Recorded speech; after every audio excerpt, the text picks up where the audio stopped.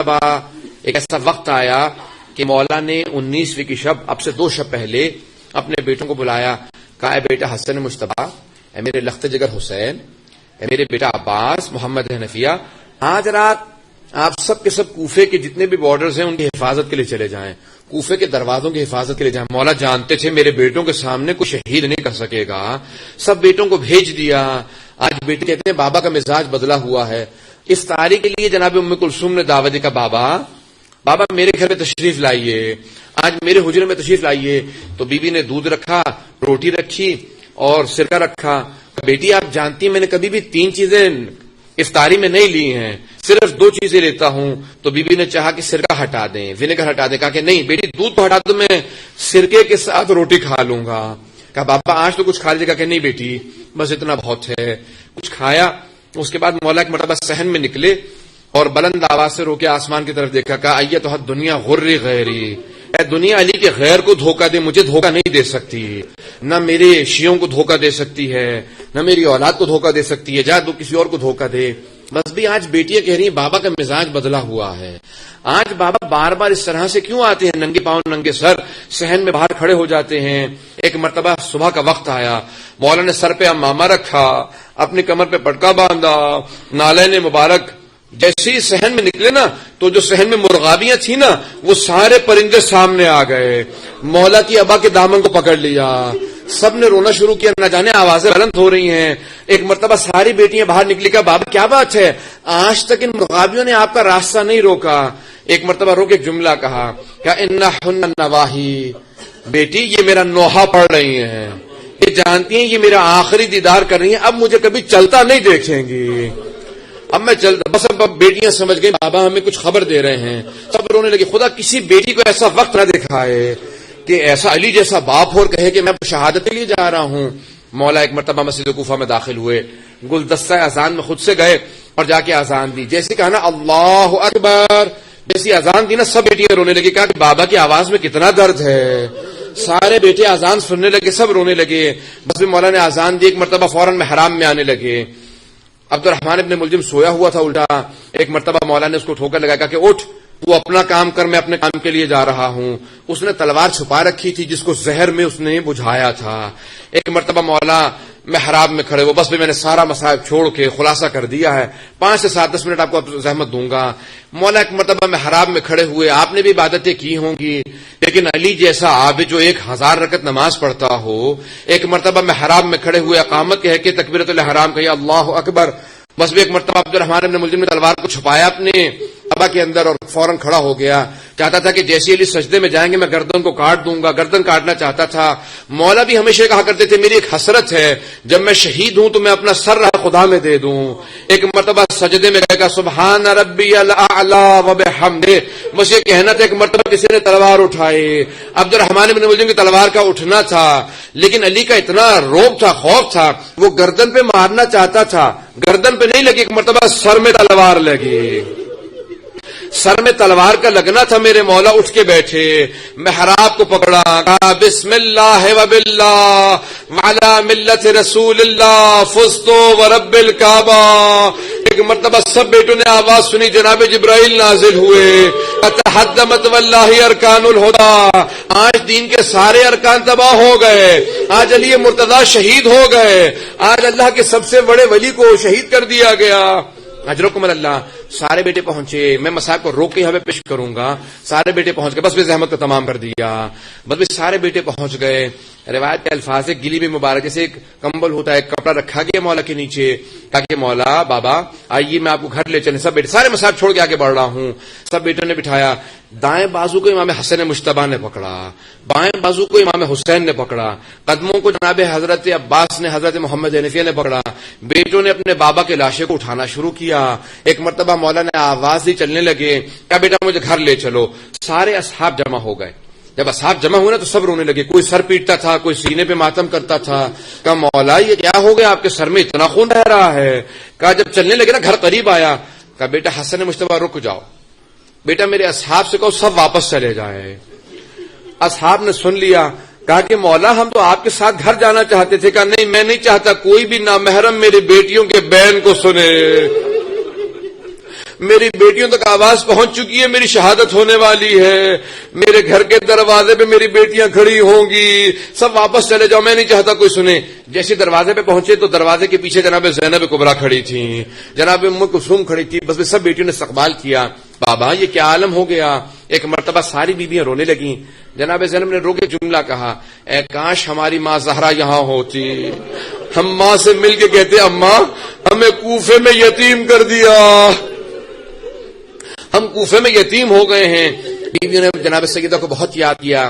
جناب زینب کبریٰ آگے بڑھی، بابا کے سر پہ ایک کپڑا باندھا، سفید رنگ کا کپڑا تھا، کہا بابا آپ کی اتنی رنگت، خون اتنا بہ گیا کہ اتنی سفید رنگت پڑ گئی ہے کہ کپڑے میں اور آپ کے چہرے کے رنگ میں کوئی فرق معلوم نہیں ہو رہا، بابا اتنا خون بہ گیا ہے۔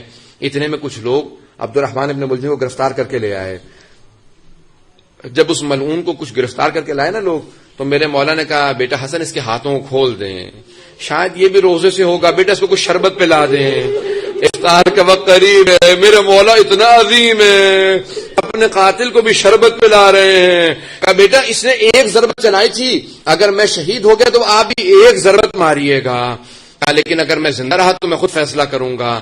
بس بھائی حضرات میں نے سارے مصائب ختم کر دیے، مولا کا آخری وقت ہے، 19ویں کی شب گزر گئی، 20ویں کی شب گزر گئی، آج 21ویں کی شب آ گئی ہے، یہ مولا کی آخری شب تھی۔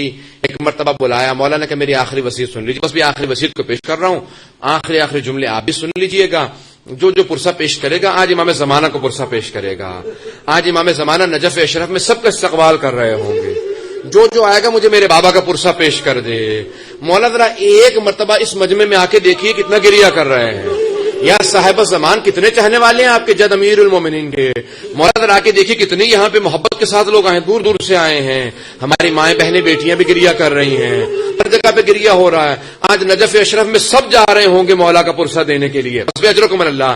ایک مرتبہ امیر المومنین نے وصیت شروع کی، کہا بیٹا حسن مجتبیٰ مجھے آپ غسل دیجئے گا، بیٹا مجھے آپ کفن دیجئے گا، بیٹا ایک میری وصیت ہے میرے کئی جنازے اٹھائیے گا، بیٹا جب میرا جنازہ اٹھائیں گے نا تو آپ اور حسین میرا جنازہ لے کے چلیں، اور کسی کو میرے جنازے میں جانے کی اجازت نہیں ہے۔ یہ جملہ کہہ رہے تھے کہ بیٹا جنازہ آگے سے خود چلتا جائے گا، پیچھے سے آپ اور حسین اٹھائیے گا۔ یہ جملہ جناب عباس نے سن لیا۔ ایک مرتبہ اپنی ماں جناب ام البنین کو دیکھا کہ اماں میری قسمت میں بابا کو کاندھا دینا نہیں ہے۔ امام حسن مجتبیٰ کے بھی لاشے میں تیر لگے، جناب عباس کو اجازت نہیں تھی، کربلا میں بھی پانی لانے کی اجازت تھی۔ اجرکم اللہ، میں نے تمام کر دیا۔ بس ایک مرتبہ سب کو بلایا کہ بیٹا آپ مجھے غسل و کفن دیجیے گا۔ ایک مرتبہ دیکھنا شروع کیا کہ بیٹا یہ آپ نے کیا حالت بنا رکھی ہے، امام حسن مجتبیٰ سے کہا کہ بیٹا کیا حالت بنا رکھی ہے، آپ کی آنکھیں رو کے زخمی ہو گئی ہیں، بیٹا اگر آپ صبر نہیں کریں گے میرے باقی بچوں کا کیا ہوگا، آپ بڑے ہیں آپ کو سب کو صبر دے، سب کو دلاسا دینا ہوگا۔ کہ بابا میں آپ کی جدائی برداشت نہیں کر سکتا، بابا آپ کا فراق مجھ سے برداشت نہیں ہوتا۔ ایک مرتبہ بلانا شروع کیا، کہا سب بچوں کو میرے بلاؤ۔ ایک مرتبہ سب بچوں کو بلایا، سب سے پہلے جناب زینب کا ہاتھ پکڑا، امام حسن کے ہاتھ میں دیا، کہا حسن میں نے زینب کو آپ کو سونپا۔ پھر جناب ام کلثوم کو بلایا، کہ میں نے ام کلثوم کو آپ کو سونپا۔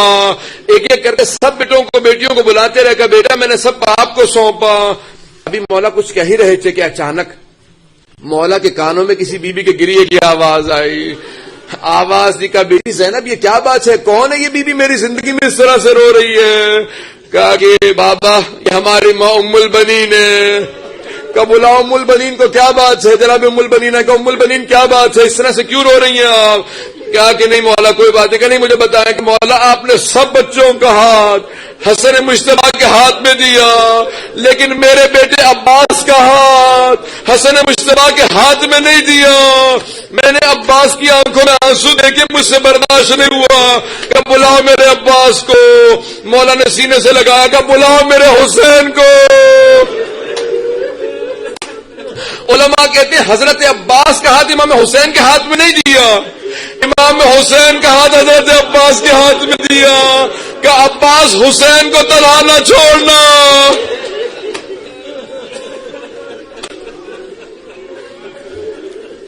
اجرکم اللہ۔ بس بے وقت تمام ہو گیا، 2 جملے پیش کروں گا۔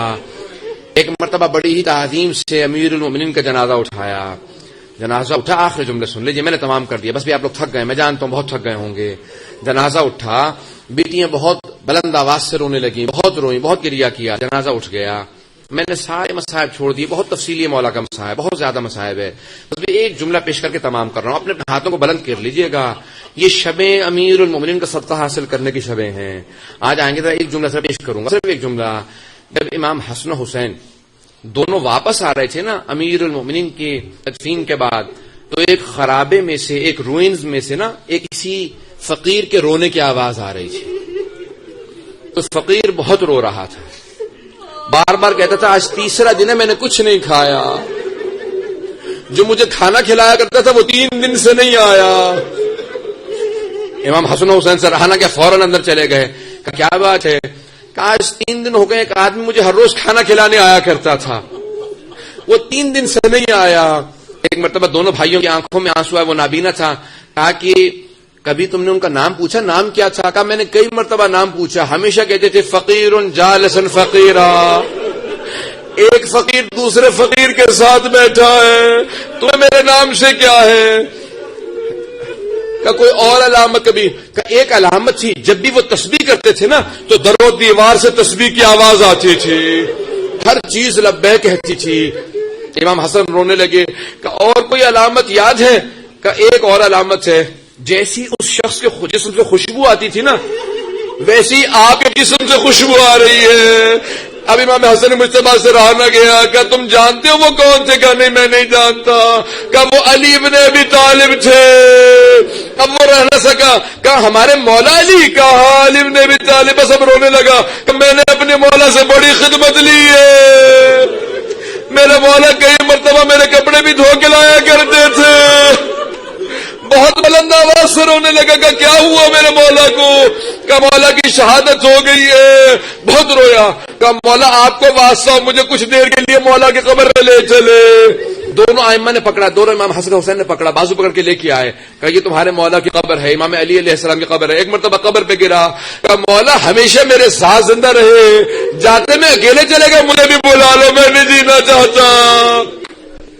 اس کا بھی انتقال ہوا. امام حسن مجتبیٰ نے اس کا غسل و کفن کیا, اس کو دفنایا. الا لعنۃ اللہ علی القوم الظالمین وسیعلم الذین ظلموا ای منقلب ینقلبون. پروردگار آئے بھی ہاتھوں کو بلند کیجیے گا. واسطہ دے کے صرف 2 دعائیں کروں گا. پروردگار, روایت الفاظ ہیں, جب مولا امیر المومنین نے طبیب کو بلایا نا, ڈاکٹر کو بلایا, تاکہ کوئی یہ نہ کہے علی سے بڑا کوئی ڈاکٹر نہیں تھا. کوئی شیعہ یہ نہ کہے مولا نے ڈاکٹر نہیں بلایا تھا, میں بھی ڈاکٹر نہیں بلاؤں گا. کہ نہیں, کہا کہ مولا کچھ آپ کے شیعہ ڈاکٹر لے کے آئے. کا کوئی بات نہیں, لے آؤ. آیا, طبیب آیا, اس نے زخم کو دیکھا. زخم کو دیکھنے کے بعد امام حسن مجتبیٰ سے کہا کہ مولا زخم بہت گہرا ہے, پورے جسم میں زہر ہے. یہ جس تلوار سے زخم مارا ہے نا وہ تلوار زہر میں بجھی ہوئی تھی. کہا کہ شہادت رک نہیں سکتی, لیکن جتنا ہو سکتا ہے دودھ پلائیے, شہادت میں تاخیر ہو جائے گی. جتنا بھی آپ دودھ پلائیں گے. ایک مرتبہ طبیب نے کہہ دیا, کہا کہ مولا کی شہادت ہونے والی ہے, جتنا دودھ پلا سکتے ہیں. امام حسن مجتبیٰ جب گھر سے باہر نکلے نا تو دیکھا کہ ایک پوری صف لگی ہوئی ہے, کیوز ہیں بہت زیادہ, بہت چھوٹے چھوٹے سے بچے کھڑے ہیں, ہاتھوں میں کوزے لیے ہیں, اور رو رو کے کہتے ہیں مولا, ہمارے مولا سے کہتے ہم آج دودھ نہیں پیئیں گے. ہر رات مولا ہمیں دودھ پلایا کرتے تھے, آج ہم اپنا دودھ لے کے آئے ہیں, ہم دودھ نہیں پیئیں گے, مولا کو پلا دیں. ایک مرتبہ امام حسن مجتبیٰ بہت بلند آواز سے رونے لگے. کہا بابا چھوٹے چھوٹے یتیم بچے آئے, کہتے ہیں میں دودھ پلانے آئے. بیٹا حسن مجتبیٰ یتیموں سے کہہ دو علی کبھی یتیموں کا حق نہیں کھاتا, میں نے آج تک کبھی کسی یتیم کا حق نہیں کھایا. پروردگارا تجھے واسطہ اس یتیم پرور کا, اس امام کا واسطہ جس نے یتیموں کو سینے سے لگایا. بس بھی ہاتھوں کو بلند کر کے میرے دیکھیں گے, جو جو دعا ہوگی ضرور قبول ہوگی. میں جملہ پیش کروں گا, سخت جملہ ہے. مولا امیر المومنین یتیم بچوں کے ساتھ نا زمین پہ بیٹھ جایا کرتے تھے, خاک پہ, زمین پہ, ریت پہ بیٹھ جاتے تھے. تو ایک صحابی ساتھ میں دیکھا کہ ایک بچہ, یتیم بچہ, چھوٹا سا بچہ تھا, اس نے مولا کی ابا پہ, زانوں پہ پاؤں رکھ دیا. صحابی نے کہا پیچھے ہٹ جاؤ, یہ امیر المؤمنین ہے. مولا نے کہا خبردار, اگر اس یتیم بچے کو باپ کی محبت ملی ہوتی, یہ کبھی میرے ساتھ ایسا پیار کا مطالبہ نہ کرتا. مولا نے اسے سینے سے لگایا.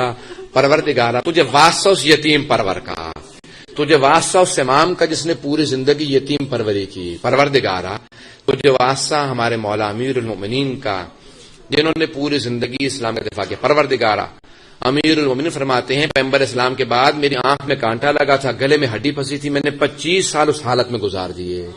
مولا آپ نے بڑے مصائب دیکھے، مولا آپ کے مصائب کا واسطہ، مولا پروردگارہ تجھے مصائب کا امیر المومنین کا واسطہ، جو یہاں موجود ہے کسی کی دعا رد نہ فرما۔